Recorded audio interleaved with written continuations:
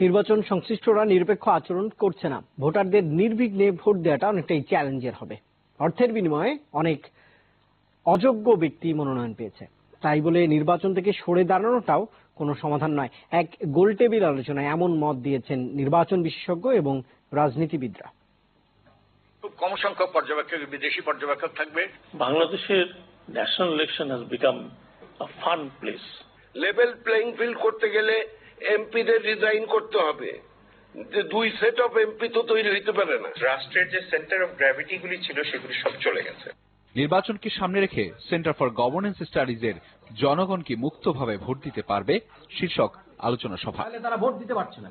Vote সংশ্লিষ্টরা নিরপেক্ষ আচরণ করছে না বলে মন্তব্য করেন নির্বাচন বিশেষজ্ঞদের কেউ কেউ। তাই বলে নির্বাচন থেকে সরে দাঁড়ানোটা কোনো সমাধান নয় বলেও মত দেন তারা। ও গ্রহণযোগ্য নির্বাচন অনুষ্ঠানের জন্য একটি সুন্দর পরিবেশ এখনো সারা দেশে বহুলাংশে অনুপস্থিত। এর অন্যতম কারণ হলো একটি দলীয় সরকার ক্ষমতা থাকাকালীন এবং সংসদ বহাল থাকা অবস্থায় নির্বাচন হচ্ছে। আপনি যেই মুহূর্তে নির্বাচন থেকে সরে দাঁড়াবেন, ইউ আর ফিনিশড। আপনার কোনো রাইট, ইলেকশন সম্বন্ধে কোনো রাইট আপনি এস্টাবলিশ করতে পারবেন না। অতি উৎসাহিত জায়গা ছাড়া অনেক জায়গায় কিন্তু মানুষ ভোট দিতে পারবে, কিন্তু that is not the end of the election process. Then হচ্ছিল কাউন্টিং, যে কথা উনি বলেছেন, এবং আলটিমেট রেজাল্ট। বিদেশি পর্যবেক্ষক আসা ও সুষ্ঠু ভোট নিয়ে সংশয় আছে কারো কারো। ব্যালট বাক্সে সিল দিয়ে যে কোনো নির্দিষ্ট প্রতীকে আগে থেকে ভরে রাখা হয়, ওটা নির্বাচন কমিশন জানেন। ব্রিগেডিয়ার সাখাওয়াত ভাই বলেছেন নির্বাচন কমিশন জানেন, কিন্তু সেটা সাধারণ ভোটাররা তো জানেন না।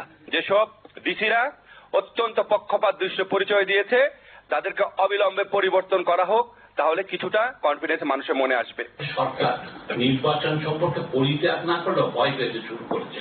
নির্বাচনে ভোট দিতে পারাটা যেমন বড় চ্যালেঞ্জের হবে, তেমনি সুষ্ঠু ও গ্রহণযোগ্য নির্বাচনের জন্য সরকার কাজ করছে বলেও মনে করেন অনেকে। আমরা আশাবাদী হতে হবে, সদিচ্ছা থাকতে হবে, যা নির্বাচন করব। আহমেদ রেজা, যমুনা নিউজ, ঢাকা। দর্শক, এই খবরের সঙ্গে সন্ধ্যার বাংলাদেশে একটা বিরতি নিচ্ছি, একটু পরে ফিরে আসবো, সাথে থাকুন।